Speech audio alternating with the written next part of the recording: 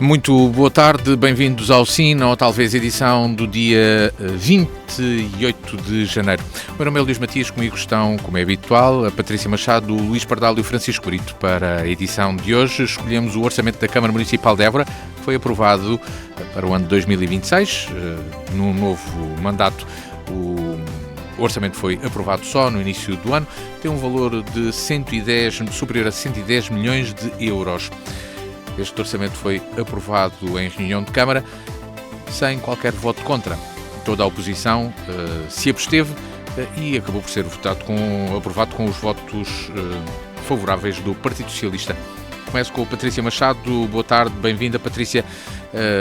Este é um orçamento que não mereceu ser rejeitado pela oposição. O que é que achas que levou a isso? Qual motivo é um voto de confiança num primeiro ano de mandato? Olá, boa tarde a todos, aos nossos ouvintes, ao Luís Matias e aos meus colegas de painel. Desde logo desejar que o temporal desta noite não tenha causado demasiados estragos para quem nos está a ouvir. Eu diria que eu acho que não pode ser caracterizado como um voto de confiança. Houve eleições autárquicas, o PS ganhou as eleições, tem a responsabilidade de traçar as suas orientações e as suas opções, e o que houve foi uma discussão e uma apreciação. Já agora dizer, num tempo que não permitiu, de facto, a discussão que talvez mereceria instrumentos desta importância para o Conselho, mas dito isto, há, de facto, uma análise que é apreciada do ponto de vista daqueles que a tiveram a apreciar, que obviamente que se tem que perceber agora e tem que se responsabilizar naturalmente o PS pelas opções que estão ali a ser tomadas. Mas eu acho que quem olhar, vai haver Assembleia Municipal, também ainda falta essa discussão, naturalmente, é a aprovação final nesse órgão deliberativo, mas há desde logo ali uma questão que é clara, é que é um documento que é apresentado com uma perspectiva técnica e em que não há um compromisso, uma orientação, uma estratégia que esteja ali vertida naquele documento, em termos de opções políticas.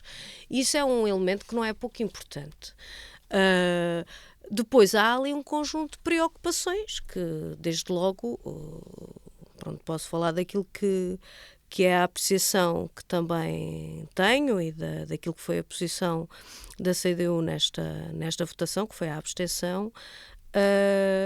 Há um conjunto de preocupações que eu acho que não só merecem acompanhamento como vigilância, não é?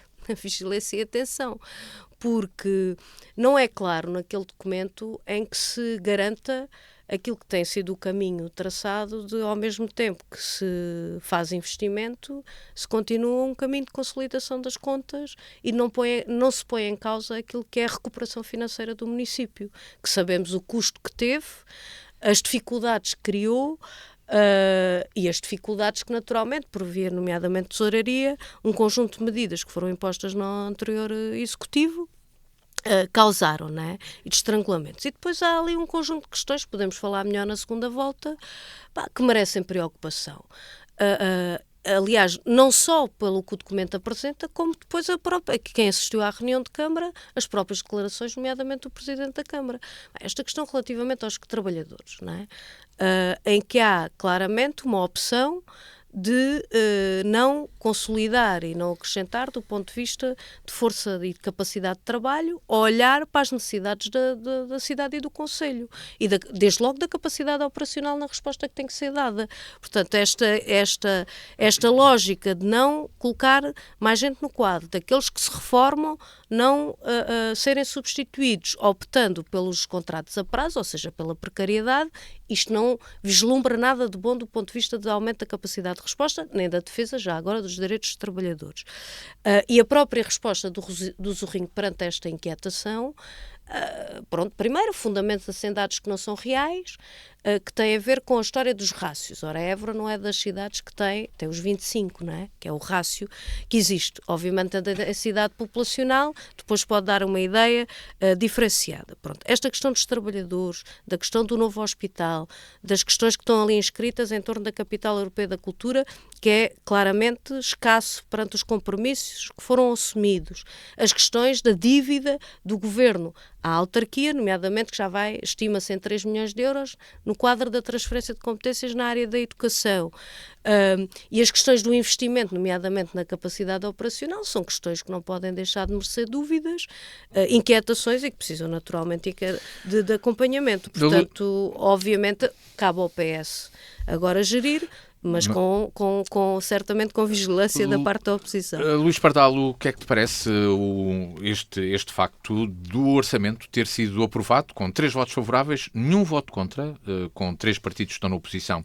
Isto é um voto de confiança da oposição à gestão da Câmara de Évora ou não? Olá, Viva, muito boa tarde ao Luís, aos meus colegas de painel, a todos os ouvintes. Eu começo esta intervenção até dando nota, porque é uma situação pública e, portanto, os profundos sentimentos ao Sr. Presidente da Câmara Municipal, que lhe faleceu a mãe, portanto, no dia de hoje, que é dia 28, e é precisamente o dia em que também se irá discutir estes documentos em sede da Assembleia Municipal. E, portanto, é sempre um momento difícil compatibilizar aquilo que é a vida familiar com a vida do desígnio e da intervenção pública, ainda para mais num instrumento tão importante como este, com as grandes opções do plano. Ora, a Câmara Municipal, o Executivo da Câmara, vê-se confrontado aqui com muito pouco tempo, não é? Portanto, sobretudo, praticamente 2 meses e pouco, desde a tomada de posse até à apresentação deste documento. Portanto, isto leva-me aqui, logo em primeiro lugar, a recuar aqui uns bons meses atrás, quando a escolha da data das eleições autárquicas se pronunciou, não é? E, portanto, o Presidente da República lançou a data. Efetivamente, foi muito tarde e é tudo um empurrão para que depois os executivos camarários e juntas de freguesia tenham menos tempo, sobretudo aqueles que entram num primeiro mandato, tenham menos tempo para preparar os documentos, que exijam um esforço maior e que, enfim, no cenário possível, construir a melhor ferramenta para gerir o território, para gerir a Câmara Municipal. E, no fundo, foi isso que aconteceu aqui, com um acrescente muito grande, é que há motivos de preocupação. Ainda bem que a Patrícia está preocupada, porque, de facto, há motivos de preocupação, tendo em conta o estado em que se encontra a Câmara Municipal, entenda-se, a gestão interna da Câmara, e que exige uma atitude muito responsável perante este orçamento. Não pode ser um orçamento de ilusão, de desvaneios. Isso não significa que, apesar de não estar eventualmente tão detalhado como poderia estar em termos de ações, de atividades, isso não significa que não seja ambicioso. Só que a grande questão aqui é que, de facto, a Câmara encontra-se num período muito difícil. É preciso um trabalho muito aprofundado na gestão dos recursos humanos. Quer dizer, o quadro pessoal da Câmara não se mede apenas com números, tem que se medir com a efetividade com que os trabalhadores estão, as condições de trabalho, o seu grau de motivação, de comprometimento, as condições básicas, e que aquilo que podemos assistir é que é um quadro pessoal absolutamente desorganizado, não se consegue perceber onde é que estão trabalhadores, pessoas que estão em casa e que recebem, portanto, é uma realidade de gestão de recursos humanos profundamente desorganizada e que exige neste ano 2026 essa organização, essa reorganização interna. O quadro pessoal, ele até tem um aumento de pessoas, não sei de cor, mas na ordem das 50 pessoas, perto de 50 pessoas. Mas é preciso, mais do que o aumento, nós temos uma máquina que precisa de melhorar a sua efetividade. E, portanto, daí eu acho que esse é um ponto muito importante. Depois, naturalmente que esta estabilidade financeira que a Patrícia fala ela na verdade não há propriamente uma estabilidade financeira. Há sim uma instabilidade.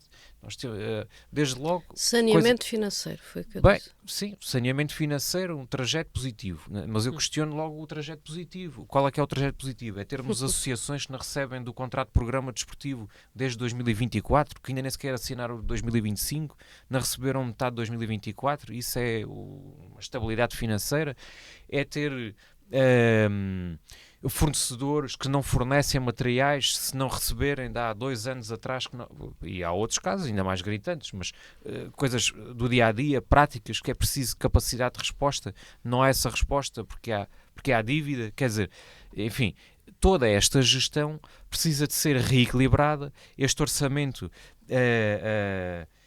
precisa de, naturalmente, cumprir as regras financeiras, mas perante um cenário com os milhões de compromissos que estão feitos do ano 2025, que estão cabimentados e comprometidos, e não há fundos disponíveis, não há milagres, não é? E, portanto, existe-se aqui, do ponto de vista financeiro, do ponto de vista técnico, um rigor muito grande.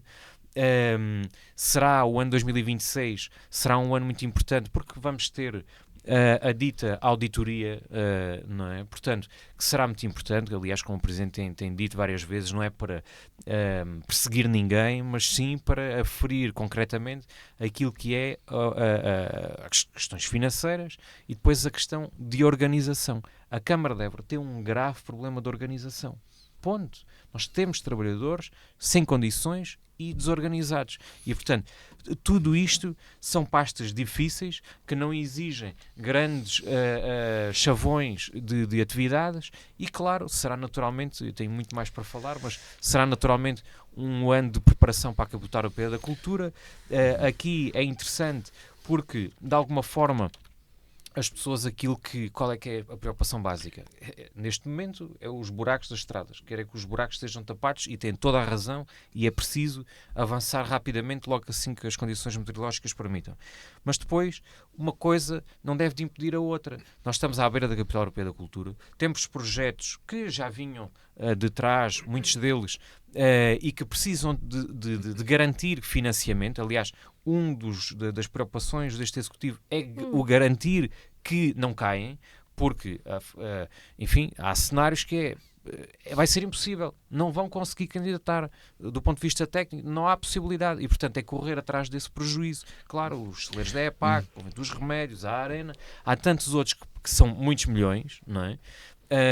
E que precisam de estar em sede de orçamento, mas sobretudo não podem ficar para trás. É preciso ter-se, vou já terminar, é preciso ter-se noção disto, é que não é inventar coisas novas, é arrumar a casa. Bem, Francisco Brito, entre falta de opção política ou sem estratégia, como a Patrícia aqui disse, a necessidade de arrumar a casa, disse o Luís Pardal, o certo é que a oposição, ninguém disse que o orçamento não era para passar. Todos deixaram passar, de forma abstiveram-se, não votaram contra. Isto, que sinal político transmite? É uma confiança inicial?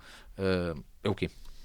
Muito boa tarde a todos, boa tarde aos colegas de painel, boa tarde ao Luís Matias e boa tarde aos nossos ouvintes. Deixar também uma mensagem de condolências ao Sr. Presidente da Câmara Municipal de Évora pela situação que está a ultrapassar neste momento. Em relação ao orçamento da Câmara Municipal e em relação à votação concretamente e respondendo também de forma direta, parece-me que é claro que um primeiro orçamento de Câmara, portanto um novo Executivo, não era um Executivo que já vinha de um anterior mandato.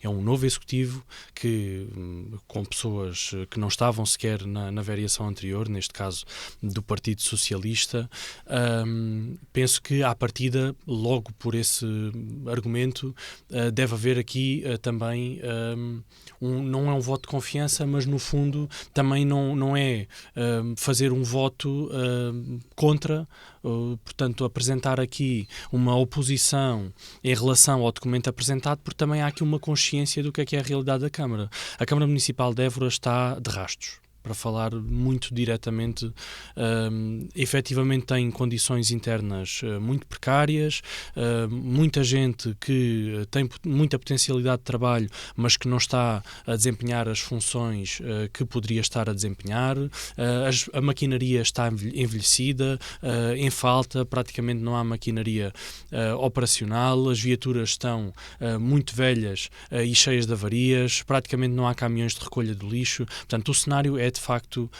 muito, muito, muito complexo. E nós temos essa consciência, e quando digo nós, naturalmente as pessoas que estão mais diretamente envolvidas com a gestão da Câmara Municipal e com a gestão do Conselho e que fazemos parte da Assembleia Municipal, é normal que tenhamos essa noção. Mas a verdade é que os problemas da Câmara também passaram para lá das portas. Nós sentimos-lo mesmo nas ruas e as pessoas também têm essa noção.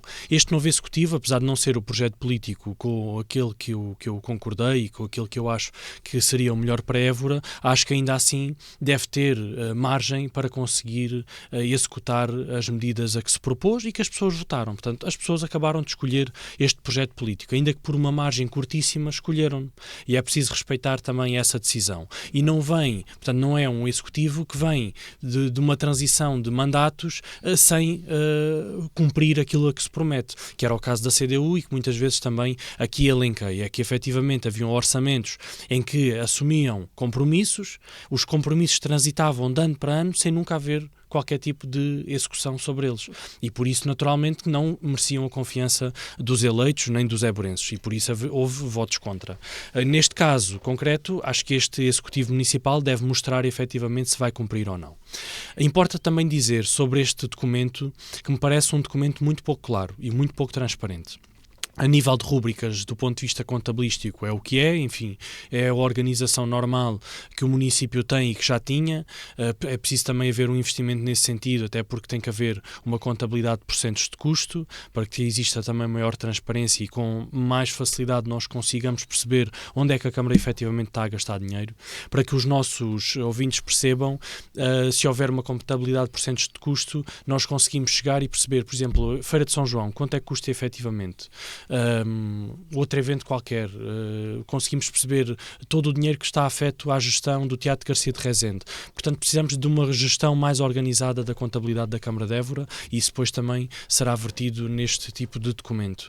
Mas a verdade é que, comparativamente com aquilo que nós poderemos comparar no imediato, que era os documentos que a CDU apresentou durante o último mandato, concretamente o último, nós vemos que a CDU apresentava uma lista grande de projetos a executar, com um intervalo temporal proposto. É verdade que não os cumpria, elencava-os, mas não os cumpria, ou na sua maioria não eram cumpridos, mas este Executivo efetivamente não coloca sequer esse nível de compromisso no documento.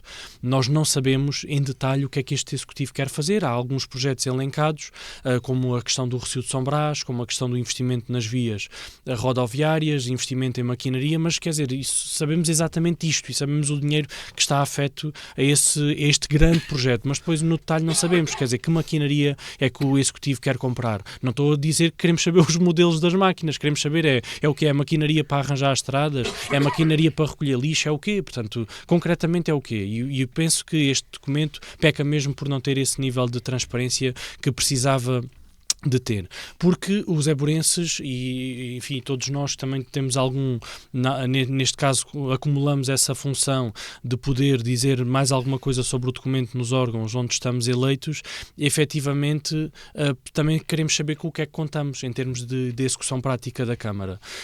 E até porque depois há aqui questões que podem ser ainda analisadas através das rúbricas contabilísticas, nomeadamente a questão dos resíduos, e que não têm uma estratégia acoplada para resolver o enorme gasto que a Câmara tem. E para concretizar este exemplo, a Câmara gasta muito dinheiro em taxas de aterro para depositar os resíduos normais dos contentores sem serem os ecopontos.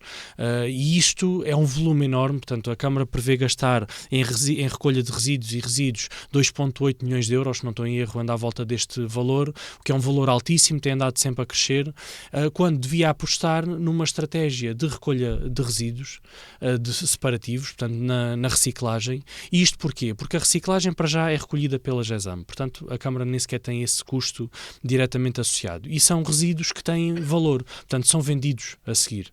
Os resíduos que vão para aterro não são vendidos, portanto é só um custo que a Câmara tem em cima de si. Portanto, para conseguir reduzir este valor, que é um valor gigantesco, é preciso ter uma política muito forte do ponto de vista da recolha separativa. E, efetivamente, não estamos a ver isso neste documento como compromisso. Nesta reunião de Câmara realizada na semana passada, em que foi aprovado deste orçamento, entre as propostas que depois foram pormenorizadas, está a requalificação do Rossio de São Brás para uma intervenção faseada num valor de 9 milhões de euros, diferente da que estava inicialmente prevista, e pretende a Câmara ter aqui uma nova centralidade urbana com impacto no contexto da Capital Europeia da Cultura.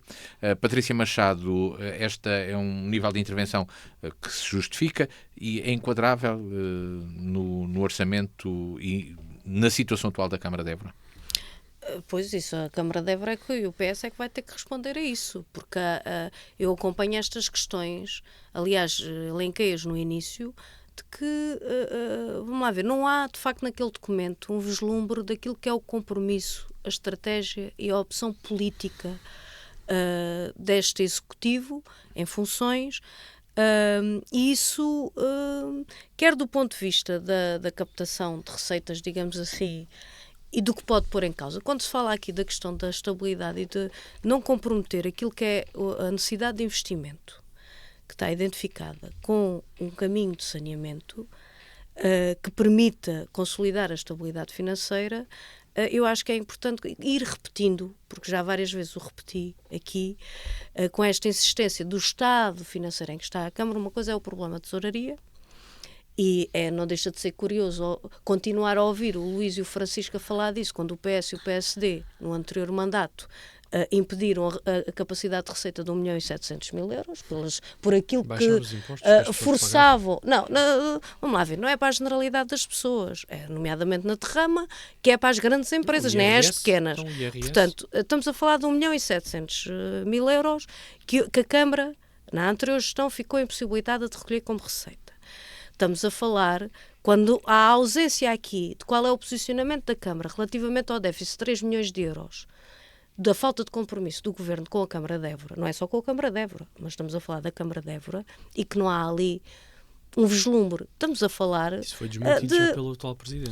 Pronto, sim, depois, claro, está bem, deve ser desmentido. Até pediu colaboração dos vereadores do PSD. Sim. Mas é um facto real, que há um déficit que se estima já em 3 milhões de euros, e em que nada se diz relativamente a isto. Ora, para fazer investimento, tem que haver receita. E não pode ser à custa, obviamente, daquilo que depois penaliza as populações. O Rossio e outros investimentos, aliás, já estavam previstos, requalificação do Rossio, depois podem haver projetos diferentes, pela importância que tem, a centralidade, a discussão que continua a ser necessário fazer. Mas eu queria aqui sublinhar 2 ou 3 aspectos ainda relativamente ao documento.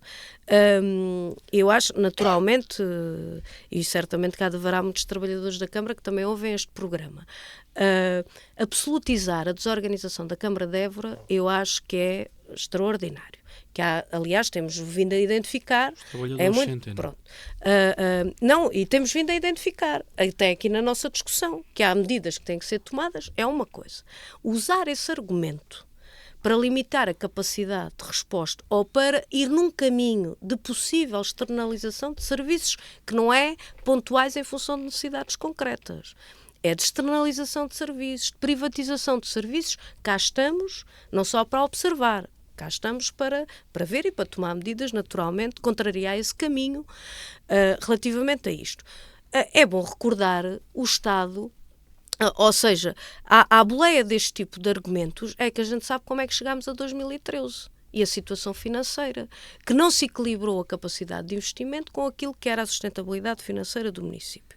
Fala-se aqui das questões ainda de receita. Então, vem lá, que está previsto para 2026, 4 milhões de euros, à volta disso, 4 milhões e 88 mil, do orçamento para o novo hospital, relativamente às acessibilidades. Ora, não há protocolo assinado. Isto vai ser verba saída da Câmara, ponto? Não há lançamento de concursos. A gente sabe que o projeto, a empreitada relativamente à fiscalização, terminou em fevereiro do ano passado. do projeto agora de execução terminou em dezembro. Não há mais nada sobre isto. A Câmara vai se meter nisto, do ponto de vista de responsabilidade de uma obra de mais de 200 milhões de euros.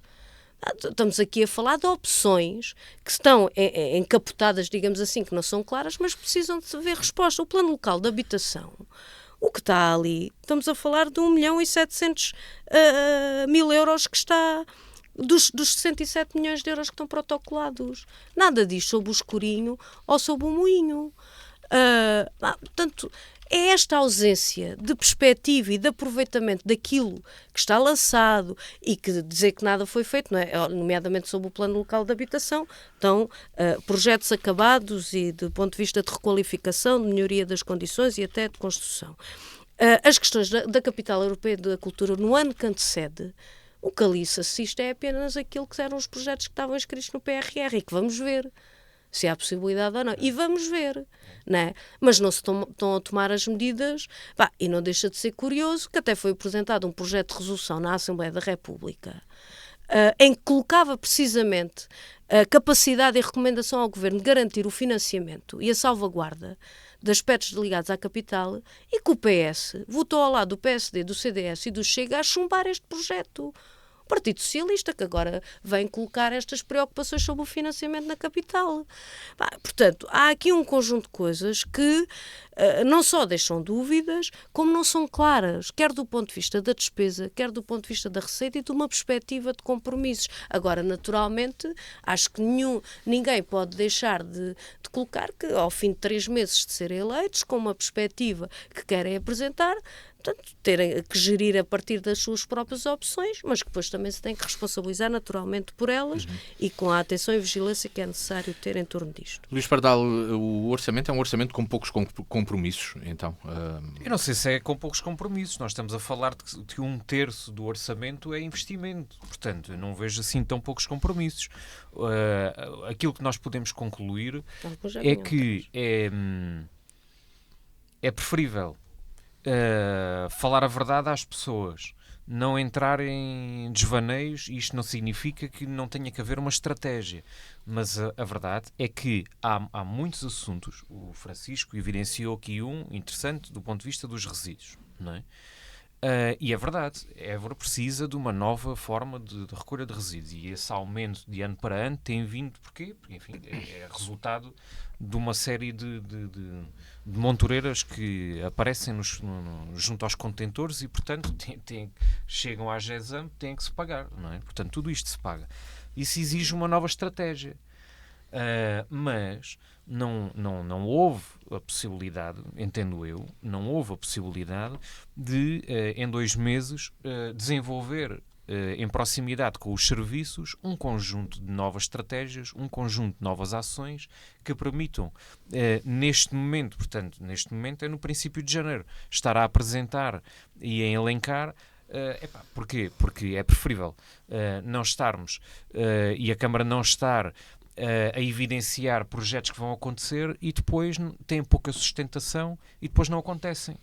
E depois cria expectativas, não é? E depois são defraudadas. Foi isso que aconteceu de ano para ano com o executivo da CDU. Criava a expectativa, mas depois nada acontecia. Portanto, se me perguntam, então, mas há poucas ações, não vai haver nada. Os évorenses precisam de compreender isto. Nós, para termos um concelho melhor, quando eu digo melhor, nesta perspectiva muito operacional, na limpeza, no cuidado dos espaços verdes, na retirada dos carros, tudo isto exige organização interna. Há muita coisa que se faz com o mesmo dinheiro, não é preciso aumentar a despesa, é preciso organização. Nós temos, isto foi noticiado, nós temos 400 e tal carros abandonados, espalhados pela cidade. Pelos vistos, ainda não é, se calhar, mas pelos vistos, há mecanismos que podem agilizar o processo e a recolha, e há carros que podem ser retirados mais rapidamente. Isto não exige uma grande ação, isto exige dedicação de recursos internos para dialogarem entre eles e com isso encontrar estratégias para melhorarmos aquilo que é a atividade do dia-a-dia. Agora, uma nota crítica faço, porque isto não basta só parecer, tem que ser, ou o contrário, não é? Não basta só ser, tem que se parecer. Do ponto de vista da comunicação, eu acho que a Câmara tem que trilhar e aprofundar mais estes aspectos, porque, quer dizer, eles podem estar frenéticos, os eleitos e as equipas podem estar frenéticas a trabalhar, mas isso talvez não seja sentido. E, portanto, aquilo que se sente depois são os buracos, não é? Portanto, é aquilo que é o primário, que nos afeta enquanto conduzimos e, portanto aí, mas tudo isto, mesmo um plano novo de comunicação que a Câmara possa estar neste momento a desenvolver, não é apresentado em sede de orçamento. Enfim, portanto, há muito trabalho a fazer. Eu diria que há um conjunto de investimentos, por exemplo, o aeródromo municipal, não é? Quase 700 mil euros. A Évora teve quase para perder as acreditações do aeródromo municipal, quer dizer, porquê? Por falta de investimento, não é? Por falta de investimento. E 2026 tende a acontecer. Agora, se é menos visível, pois o investimento talvez seja menos visível, mas tem que acontecer.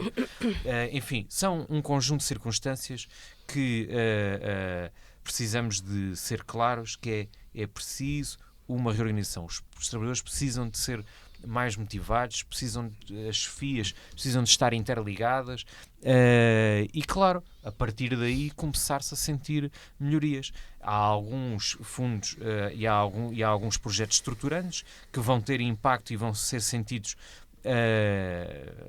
a breve trecho. Agora, nós corremos contra o tempo, não é? Temos aqui 2 projetos estruturantes, Capital Europeu da Cultura e o Hospital.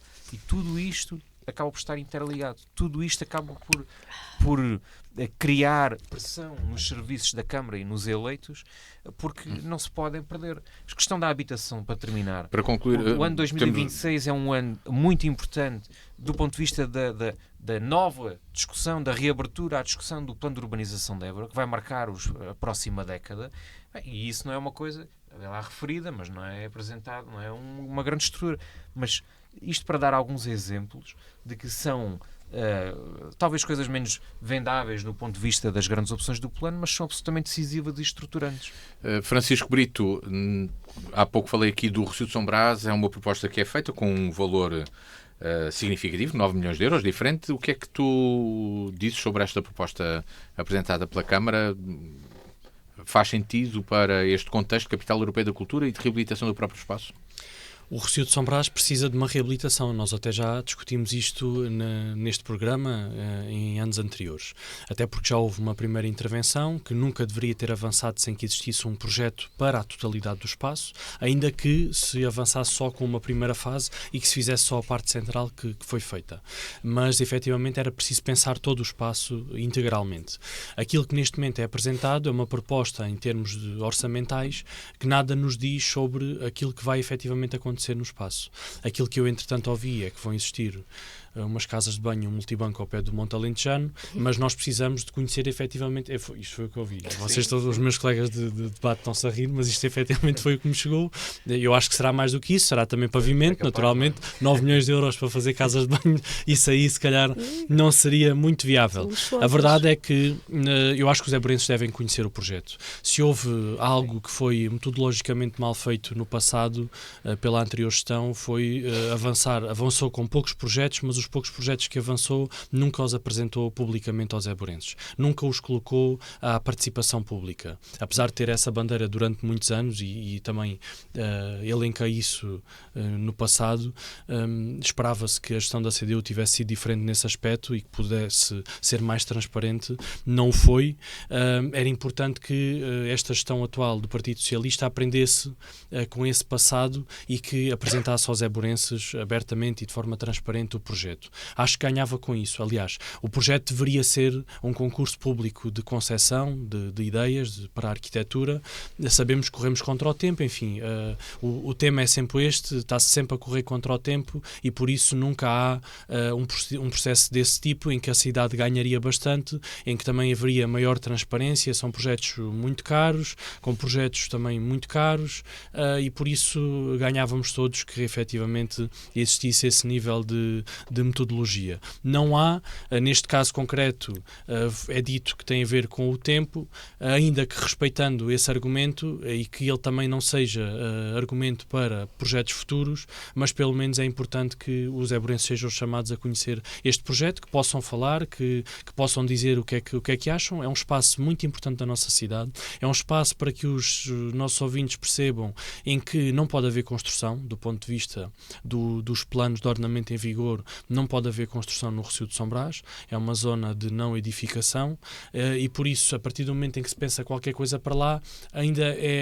se torna mais importante que o projeto seja amplamente divulgado para que os évorenses também se pronunciem sobre ele. Com isto não digo que não deve haver intervenção, pelo contrário, tem que haver, o espaço tem que ter dignidade para todas as utilizações para o qual ele é necessário. É importante também dizer que é um espaço que funciona durante todo o ano como uma bolsa de estacionamento muito importante, é a maior bolsa de estacionamento que nós temos em redor do Centro Histórico de Évora. Para integrar o estacionamento também é preciso que exista algum nível de ambição e de estudo, naturalmente. Muitas vezes se debate em conversas um pouco por todo lado que o Rossio devia ter parque de estacionamento subterrâneo, depois há técnicos que nos dizem que isso não é possível por uma questão de aquífero e que não é viável ter ali um parque subterrâneo. Enfim, acho que era importante colocar todas estas questões em cima da mesa e explicar efetivamente aos évorenses o que é possível, o que é que não é possível. Há dinheiro para fazer exatamente o quê, para que nós possamos, daqui a alguns anos, quando tivermos essa intervenção feita, possamos dizer, sim senhor, fez, mas fez bem feito. E aquilo que muitas vezes acontece no nosso país, não é só em Évora, é que as obras fazem-se, muitas delas às vezes parece que são um bocadinho ocultadas e depois, mais tarde, os utilizadores sentem efetivamente que existe um conjunto de problemas que podia ter sido logo identificado. Então, em achas que isto podia ser pensado de outra forma ou é isso? Eu estou a dizer que não é um projeto adequado? Não, a questão é que não sabemos exatamente qual é que é o projeto. Portanto, o problema é esse, e por isso é que eu digo, e isto aqui também posso deixar em estilo de desafio, que a Câmara Municipal, o Executivo em funções, apresente publicamente este projeto aos évorenses. Enfim, se o projeto já existe, então que façam uma apresentação pública. Se ele não existe, pelo menos que comuniquem aos évorenses o que é que se passa, qual é que é o ponto de situação sobre isso, para que exista transparência sobre este ponto. Também dizer que existe um conjunto de edifícios que precisam de intervenção, alguns já têm projeto definido, outros não. Dizer que a antiga rodoviária na Rua da República é um edifício da Câmara que precisa de uma intervenção. Havia uma intenção do anterior Executivo da Câmara de transformar num polo de serviços da Câmara, enfim, e é um espaço que muitos dos évorenses conhecem, tem 2 naves de grandes dimensões, enfim, abertas, onde passavam os autocarros e os veículos que lá entravam. Não eram autocarros de turísticos como nós hoje recebemos aqui, eram autocarros urbanos. É preciso que as pessoas também tenham essa consciência. Muitas vezes discute-se que devia receber os autocarros de turismo. A verdade é que ela não tem estrutura para isso, tinha para autocarros mais pequenos, mas a verdade é que é um open space com dimensões que a cidade precisava para ter aqui algum nível de programa, nomeadamente ser um espaço multiusos, ser um espaço que possa acolher exposições de maior dimensão, que nós não temos e muito menos temos no âmbito municipal ou público. Temos espaços expositivos com qualidade, mas são essencialmente privados, ou os públicos são muito pequenos, e para nós também temos aqui outro tipo de capacidade. Precisávamos ter aquele espaço para essa vocação, mas também ter aqui a possibilidade de acolher outro tipo de eventos, portanto, no fundo, aproveitar todo aquele espaço livre com as condições necessárias, com a climatização, com naturalmente trabalhar aquela entrada, porque não podia funcionar da forma aberta como está, mas precisamos também de pensar nisso e espero que este Executivo também tenha isso em atenção, a par de muitos outros projetos. Luís, deixa-me só dizer uma coisa a propósito do Recio, muito breve. Os timings são importantes porque nós estamos a um ano, de facto, da Capital Europeia da Cultura, portanto, ou acontece obra, ou parte da obra até lá, ou então, enfim, também duvido que em 2027 esteja absolutamente em obras o Recio, e poderá remeter para 2028, mas aquilo que sei, a intenção é que haja em 2027. Em 2026, se nós tivermos o Recio em obras em 2026, eu acho que vai ser em 2026 que todos finalmente vamos ser forçados, de uma forma positiva, a repensar a Feira de São João. possivelmente pode não ser compatível uma coisa com a outra. Por isso, se calhar, este ano vamos finalmente discutir a Feira de São João. Ou não? Bem, pode ficar ou será para mais tarde? Mais um desafio que aí pode ficar e em aberto. Luís Pardal quer levá-la para a freguesia dele. Já se está mesmo a ver o que é que está aqui a passar. Bem, a novo orçamento novo, mas não só. Trazemos agora o tema que a Patrícia Machado nos apresenta. Problemas que se mantêm com o custo de vida a aumentar, os problemas no Serviço Nacional de Saúde e na educação. Patrícia pergunta que caminhos devem tomar em 2026. Patrícia, que respostas defendes que devem ser dadas? Admito que aqui mais pelo Governo. Sim, porque naturalmente sendo medidas tomadas pelo Governo, elas têm impacto na vida de cada um, onde quer que estejam, em que situação estejam naturalmente, embora os impactos serão mais sentidos por quem tem mais dificuldades, por quem vive do seu trabalho, os pequenos comerciantes, os agricultores. Portanto, nós o que estamos a assistir, disseste bem, começaste bem, é ano novo, mas não é propriamente vida nova nesse âmbito. Nós o que temos vindo a assistir é um aumento do custo de vida, que desde 2021 já aumentou 17,7%. Mas, por exemplo, na alimentação, ele ascende os 30% de aumento. No caso da energia, das comunicações e da habitação, ele aumenta mais de 22%. E o que se assiste é que os salários não aumentaram 30% desde 2021, longe disso, não é? E continuam a estar estagnados os salários e as pensões, não é? E, portanto, isto tem impactos e tem reflexos. E não tem nada a ver com a inflação, porque, naturalmente, há adequação relativamente à inflação que há anualmente. Tem a ver com opções políticas. Eu não é a primeira vez que dou este exemplo aqui, mas eu acho que ele é muito claro para quem nos está a ouvir. O exemplo da botija de gás, em que são muitas e muitos agregados familiares que ainda dependem deste recurso. Em Espanha é 16 euros, em Portugal é 35,5.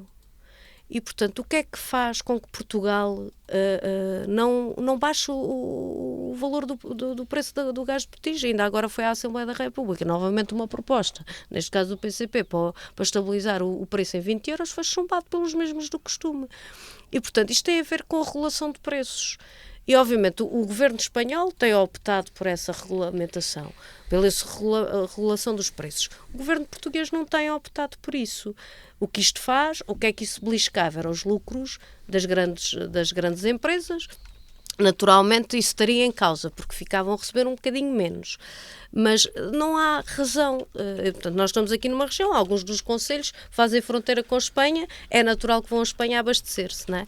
Pronto, e, portanto, esta questão do custo de vida acho que é um problema sentido por todos e que eu acho que tem tradução concreta naquilo que é a opção política. E depois temos todas estas questões relativamente à saúde e à habitação, que aquilo que vamos assistindo é... eu diria, desculpas farrapadas por parte da Ministra e do Governo, porque sendo, obviamente, o problema da sazonalidade das doenças respiratórias um problema efetivo, o que está de forma efetiva subjacente a isto é a continuação de falta de medidas e de respostas, nomeadamente de valorização dos profissionais de saúde, que os fixem no Serviço Nacional de Saúde e não que haja uma demandada para o setor privado da doença, não é? Para o negócio da doença. E, portanto, nós precisamos de encarar isto com as medidas adequadas para que a gente não esteja insistentemente a lidar com este tipo de situações, que ainda assim é o Serviço Nacional de Saúde que dá a melhor resposta aos problemas de forma transversal em todo o país e sem olhar à carteira, né, de cada um, nem à cor de pele, nem à idade, nem às condições em que lá chegam. E, portanto, é isso que se tem que defender. O que temos assistido não é isso e é preciso continuar essa exigência. Por fim, só queria sublinhar também aqui este problema do novo hospital. Portanto, eu há pouco dei o exemplo relativamente ao orçamento da Câmara de Évora e da discussão do orçamento, mas eu acho que aqui quem estiver realmente preocupado, genuinamente preocupado com o que está, porque o Governo, com o despacho recentemente feito da transferência da Ministra para o Secretário de Estado da Gestão da Saúde, a intenção que quer, em última instância, é aquilo que já o anterior tinha, que é passar, o anterior, portanto ainda das eleições de 24, passar para a OLS parte da responsabilidade e continuar a transferir para a responsabilidade da autarquia um conjunto de aspectos que depois não cumpre a sua parte.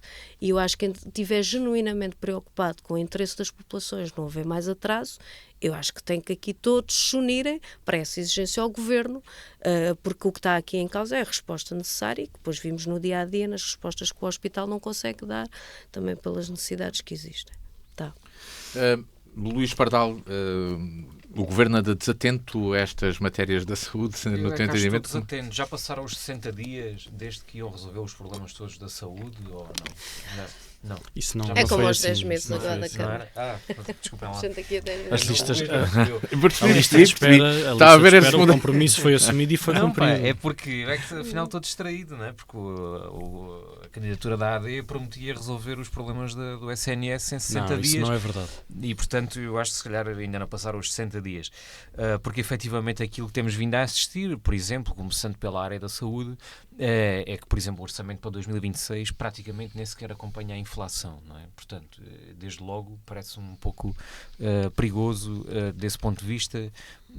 Significa que não há absolutamente uma definição clara sobre o investimento no Serviço Nacional de Saúde. E depois, por outro lado, tudo isto, obviamente que agora estamos num cenário de crise, que as atenções são desviadas para as gripes e para essa ocorrência ao hospital, mas o problema do Serviço Nacional de Saúde é mais largo do que isso, e efetivamente aquilo que me parece é que estamos um pouco imbuídos deste ruído todo das presidenciais, e depois de facto estes assuntos acabam um pouco por escapar, porque na verdade aquilo que tem acontecido é que do LS para o LS estamos a assistir a algum esvaziamento, inclusive em Lisboa, com encerramento ou com perspectivas diferentes de, por exemplo, até de maternidades e de serviços de obstetrícia, que há esse desinvestimento, com de facto corrobora aqui com este objetivo, talvez de criar mais caos, para arranjar desculpas para encontrar outras soluções que não passem pelo reforço do Serviço Nacional de Saúde. E depois, naturalmente que com as políticas que nós temos vindo a assistir na habitação, em que programas como o programa Mais Habitação, com portanto, o arrendamento forçado ou limitação aos alojamentos locais, estas políticas, aquilo que têm vindo a potenciar é um aumento dos custos da habitação. No fundo, foi isso que nós assistimos perfeitamente nos últimos meses, é que tem havido esse aumento, as rendas a aumentar à medida em que a oferta pública, enfim, o Governo não está a conseguir executar através das câmaras municipais, não é? E é preocupante. Aqui outro dado a nível de execução é do PRR.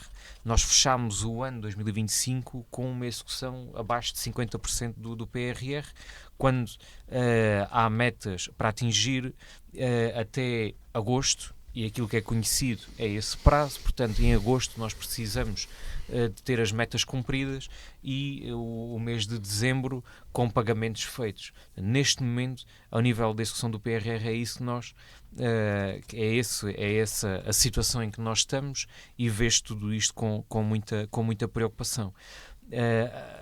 Enfim, de facto, estas questões da inflação, apesar dela ter vindo a descer, não corresponde àquilo que é de facto a necessidade das pessoas, este acompanhamento, este alívio fiscal prometido. Não passa de uma ilusão, porque não se sente esse alívio fiscal como foi prometido. Pelo contrário, a conjugação do aumento dos custos com a habitação só leva a concluir que este alívio fiscal está muito aquém daquilo que foi prometido, enfim, e portanto o cenário não é muito favorável para 2026. Francisco Brito, o Governo podia intervir noutras situações da economia, nomeadamente para o controle da inflação ou de alguns custos que as famílias têm e que ano a ano vão aumentando e dificultando essa disponibilidade financeira. O que dizes tu sobre as críticas apontadas? Há aqui uma questão que também é importante sublinhar e que já foi aqui referida. O Serviço Nacional de Saúde, nesta altura do ano, portanto, final do ano, dezembro, início do ano, nos meses de maior frio, também registra maiores picos de afluência. Todos sabemos isso. Portanto, há um esforço muito grande dos profissionais de saúde, de todo o sistema, para que ele consiga funcionar com todas as dificuldades que ele tem, não é? Que não se resolvem de um dia para o outro. Aliás, isso nunca foi prometido. Houve compromissos concretos, foram cumpridos. Se formos ver as taxas as listas de espera para consultas e para cirurgias oncológicas, vemos que houve de facto uma alteração muito grande, portanto passaram a ser praticamente inexistentes para os casos graves, e se formos, enfim, há muitos casos, infelizmente, que nós podemos acompanhar e facilmente que qualquer um de nós conhece, e vemos que as pessoas estão a ter uma resposta atempadamente e, enfim, até num registro que não era normal no Serviço Nacional de Saúde. Por outro lado, se voltarmos um pouco atrás e se formos analisar até as notícias que surgiam nos últimos anos, principalmente nos anos de governação do Partido Socialista, nós vemos que existe um historial enorme de notícias de encerramento de urgências, de serviços que não funcionavam, e neste momento eu não acredito que a comunicação social tenha deixado de estar atenta ao Serviço Nacional de Saúde. Enfim, também não houve presidenciais nos últimos anos, mas existiram outras eleições, existiram outros problemas, existiram muitas outras notícias. A verdade é que, se nós formos ver também os registros de horas de espera para atendimento, percebemos que efetivamente há melhorias. As melhorias não são imediatas, há situações ainda críticas, mas estamos efetivamente melhor do que aquilo que estávamos. E nós poderemos aferir, enfim, às vezes a memória é curta, mas efetivamente os dados provam-nos que isto é verdade. E isto tem a ver com uma alteração de políticas que existiu, que o governo da AD implementou, por mais que se goste ou não da totalidade delas, a verdade é que estão a surtir efeito. O Serviço Nacional de Saúde é extremamente complexo, é muito difícil fazer alterações nas suas áreas, em todas as suas dinâmicas. Ainda assim, as coisas estão a acontecer. Dizer também que, em relação ao nosso hospital, que está em construção aqui em Évora, havia uma cabimentação de 30 milhões de euros no último Orçamento de Estado feito pelo Partido Socialista, quando o hospital custa mais de 200 milhões de euros. E a partir da entrada do governo da AD houve efetivamente a cabimentação para que o hospital avançasse e que fosse pago e acontecesse e que a obra não parasse. Isto são questões que são importantes de frisar, e também aqui, não imediatamente ao nosso lado, mas também não muito longe, o Hospital Central do Algarve vai efetivamente avançar, que é muito necessário na região do Algarve. Tem sido, enfim, uma luta de vários anos da população e efetivamente vai avançar. Portanto, são ganhos significativos, e ainda se teve que lidar com toda a falta de organização que existiu em muitos hospitais que foram construídos e decorreram em parcerias público-privadas, alguns deles, e que funcionavam. Por uma questão política de convergência do Partido Socialista com a extrema-esquerda, houve um romper dessa metodologia de gestão, e isso criou problemas sérios. Basta vermos o que é que aconteceu em Cascais e em Braga, e efetivamente criaram-se bastantes problemas de funcionamento. Houve uma série de greves a seguir a isso, não porque as pessoas tivessem a defender o modelo em si, porque não era esse o objetivo, defender um modelo específico, era sim porque as pessoas, os profissionais de saúde, defendiam que tinham que ter condições para trabalhar.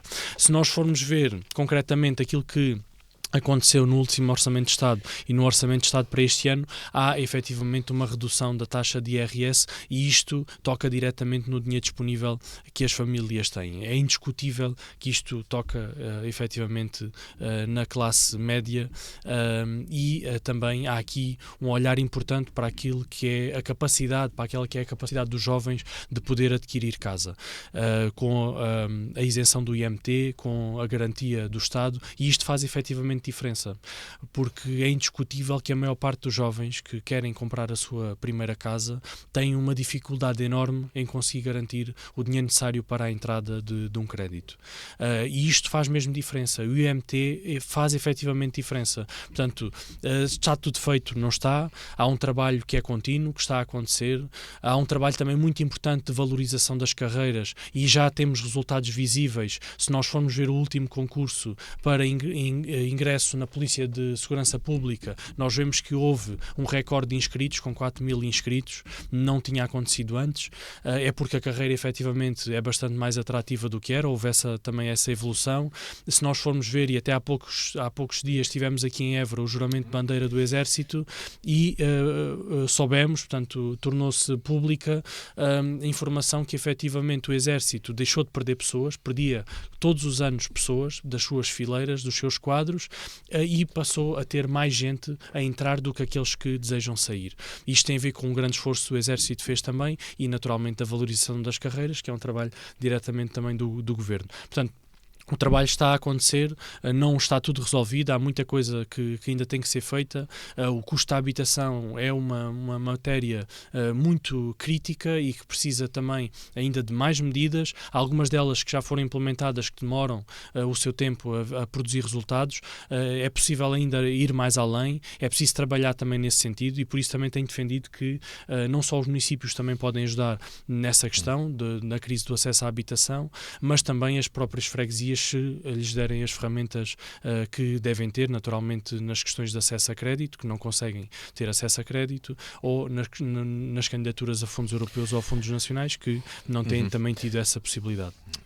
Deste tema que nos trouxe a Patrícia Machado, entramos na reta final do programa de hoje e vamos ao sim, não, talvez, e começo com a Patrícia. Patrícia Machado, traz um sim, não, talvez, esta semana? Olha, eu trago não, mas antes disso queria aproveitar esta parte do programa para me associar às condolências ao Presidente da Câmara, Carlos Sorrinho, que já foram aqui manifestadas. Trago um não, indo buscar uma notícia desta semana desse jornal insuspeito da minha apreciação, que é o Expresso, que tem tudo a ver com aquilo que acabámos de falar. É que a riqueza dos 12 mais ricos do mundo já ultrapassa a metade da humanidade. Portanto, isto não é a vida, nem o vaticínio, chama-se capitalismo, não é? E, portanto, eu acho que este título e este facto diz muito daquilo que, no momento e no mundo em que a gente vive hoje, aquilo que é preciso naturalmente inverter. Luís Pardal, um sim, não, talvez? Eu trago um não, porque de facto, no fundo é um não solidário, não é? Um não a estas intempéries, não é? Difíceis, impossíveis de controlar, mas de facto tem um impacto na vida e nos bens de cada um e, portanto, eu tenho conhecimento de algumas famílias na esfera da minha freguesia, Bacila e Senhora da Saúde, que viram os seus patrimónios absolutamente devastados e, portanto, solidarizar-me com essas pessoas e, mediante aquilo que me for possível ajudar, que ainda não me ouviu e que possa contactar a Junta de Freguesia, estamos cá para isso. Francisco Brito, um sim, não, ou talvez? Eu trago um sim, enfim, as intempéries nós não os conseguimos controlar, mas um sim aos operacionais que têm estado no terreno, ao Serviço Municipal de Proteção Civil, aos bombeiros voluntários, a todos aqueles aos funcionários da autarquia e das juntas de freguesia que têm estado no terreno a apoiar as populações. Têm sido dias difíceis, particularmente a última noite, não só em Évora, mas em todo o país. Há situações muito, muito complexas e por isso um sim a todos estes operacionais. Fica esta reta final, sim, a reta final deste sim, não ou talvez. Chega ao final o programa desta semana, sendo que voltamos de hoje 8 dias aqui à DNFM. O programa está também disponível em dnfm.com e no canal do YouTube, onde pode subscrever para receber uma notificação sempre que há um novo programa. Voltamos de hoje a uma semana. Até lá.